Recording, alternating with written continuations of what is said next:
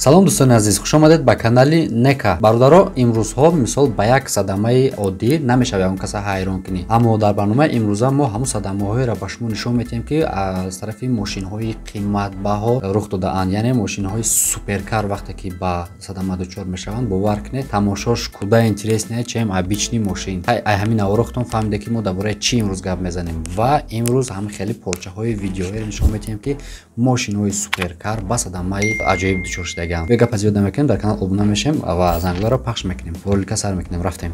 Дӯстон, шумо тамошо ва рақобатҳои варзишии ҷолибро ҳамроҳ бо як X боз ҳам ҷолибтар кунед. Регистратсияи осон, пур кардан ва гирифтани маблағ аз тамоми гӯшаву канори дунё ва коэффициентҳои баланд ва муҳимтар аз ҳама бонус то $100 бо промокоди Neka. Маълумотҳои лозима дар комментария ва ба шумо муваффақият хоҳонем.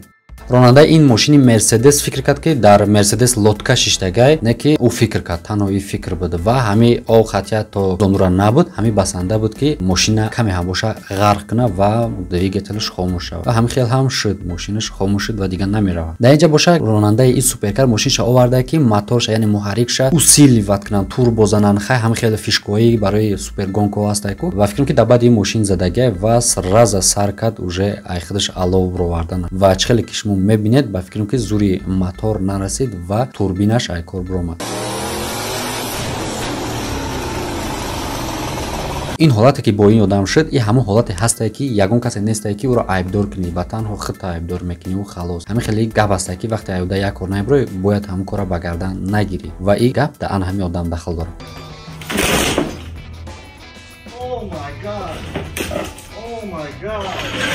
тамошобинони гиромӣ, охири ҳаёти мошинҳо анаи хеле дар дигар давлатҳо ва гарчанд ки ин як оҳани бедуш ҳам боша, берӯҳ ҳам боша, аммо одам ҳами ҳам боша зиқ мешавад ва одаме пулти ин мошин дар ихтиёр шай ва фикрам ки беҳад нервиёш бақувватае, барое ки ира диданда нерви бақувват даркорад. ронандаи ин суперкари навбатӣ фикр намекард ҳатто ки ин хеле раҳи дароза тай куна ва ӯ фикр кард, ки ҳама ҳози қарсак мезананд, маладес меган, не ки ин суперкарро дӯст намедоранд вақте ки газа то пол меҷиқӣ дар паворот, барое ки задни ви душиянд.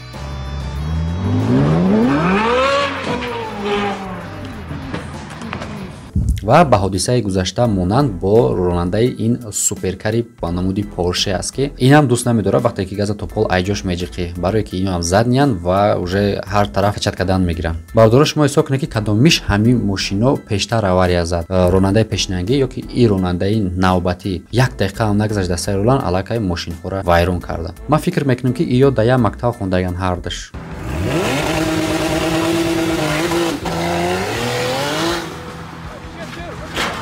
дӯстони азиз, вақте ки аз пеши раҳтон ягон вадаём, яъне ба монанди ҳамин ҷое ки ов ҷамъшудагиай мебарояд, пеш аз оне ки шумо ба уҷа ба мошинтон дароед, ба мошини сабукраи ба намуди седан, ин ҳамин кадроро тамошо кунед ва дар хотиртон бигиред, ки чӣ гап мешавад вақте ки шумо ба мошини паст ба ин гуна обҳои ҷамъшуда ба кӯлҳо меравед.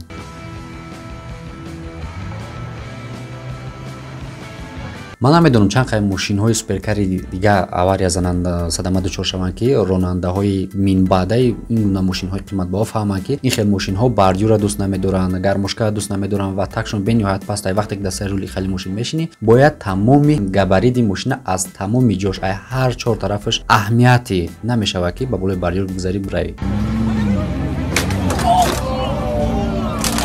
ронандаи ин мошин ба фикрам беҳад гушна будагай, ё ки ягон каса дар хонаш интизор будагай, барое ки беҳад саросема омадагай, саросема парковка кардагай. Ай ҳами видео мо мефаҳмем, ки парковкаш удачни набуд. Зато тамошобино беҳад бисёр дар гирдиш ҷамъ шидиянд, тамошо карда шиштиянд. Дар ҳар рӯзи хеле кадра намебинанд, ки суперкар дар дарахт бизанад. Зато як тарафи хубӣ дорад, ки мошин задан баробар дар нагирифт, ё суперкаран обична, ё агар сахт бизананд камтар, сразу дар мегиранд. Ай дар нагирифт, и уже як плюсай. Барои ҳамин як лайк дар канал мемонем ва видеоро давом медиҳем.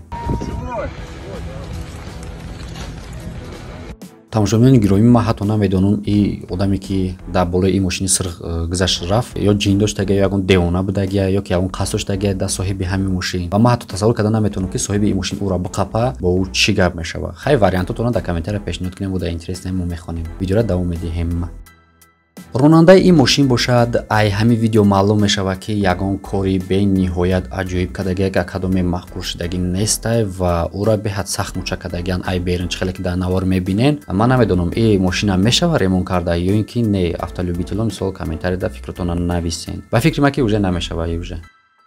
Сараб ине ки сурохиҳое ки дар мошини навбати шумо дида истодаен назар ба мошини гузашта ҳеҷ ангуем мешава. Аммо соҳиби ин мошин қам хирсан нестай. Вақте ки мошини Rolls-Royce, мошини қимат, вақте ки хона мебурой мебини ки аллакай чанд тир дар тарафи ӯ холӣ кардагиан ва ба мошини ту зарар расондагиан. Ба фикрам ки кадоме хиёл кард ки дар дури мошинаш соҳиби мошин шитагияй ва ё намедонистанд ки дар дохили мошин касе нест. Ин ҳам бошад хушбахто на. Агар дар дохилиш мешуд, шояд ки ихе ба навор гирифта наметонист ва мо ин навора намедидем.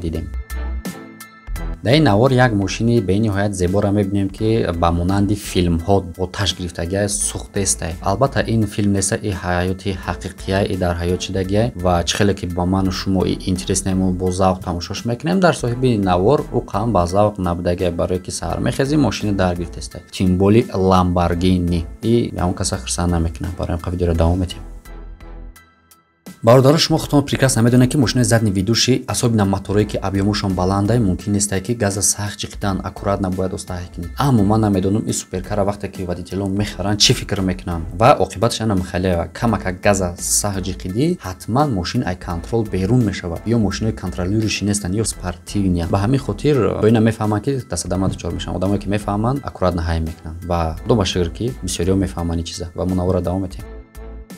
Тамошобинони гиромӣ, то ҳозир ман ягон видео нишон надодам ки дар уҷа ягон непонятни чӣ боша. Ҳастай ошибка, мисол бард юрда болуш мегзара, ё ки мепаронанд мошина, ё ки сӯхтестай, ё ки газа сахт меҷиқа, нохоста мекунанд. Аммо водители ин мошин чӣ фикр кард, ман нафаҳмидам. Прямо рафт дар девол зад. Чӣ фикр кард ки ӯ девол картинкай, суратай, ё ки ман намедонам. Версиятона дар комментария бинависед ки просто рафт девол зад. Тамом. То имрӯз шумо фикр мекардем ки азоб додан танҳо одамда дахл дорад? Не. Ронандаи ин мошин азоб доданро дар мошин месанҷад ва то сонияи охирини ин мошин барои утилизировать кардани ин мошин ёрдам мекунанд ва до конца ӯро азоб метиҳанд.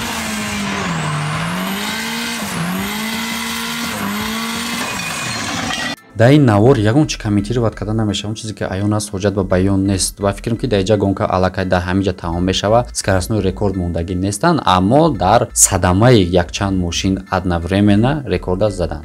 Дар реаксияи одамое ки дар гирди атрофи ин мошина навор кардастанд, ман ҳайронам. Ёдам мебоист ки оташи мошина хомӯш кунанд, на ин ки ба навор бигиранд. Аммо аз тарафи дигар агар ин корро мекарданд, мо ин наворро намедидем. Видеоро давом медиҳем.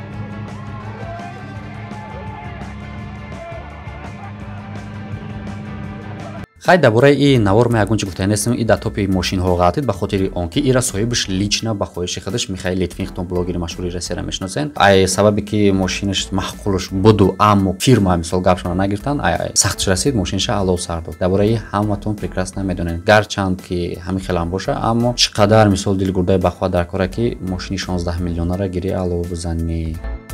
Хуб, тамошобинони гиромӣ, ман фикр мекунам дар ҳамин ҷа наворро ба охир бирасонем, барое ки ҳамхелӣ ҳодисаҳо беҳад бисёранд.